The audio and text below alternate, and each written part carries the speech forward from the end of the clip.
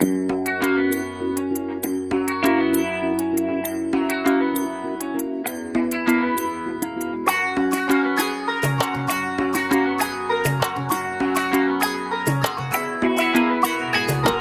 বাজা, কাসর বাজা, উলু দে আর শাখ বাজা, বছর পরে আবার এলো মাঝে।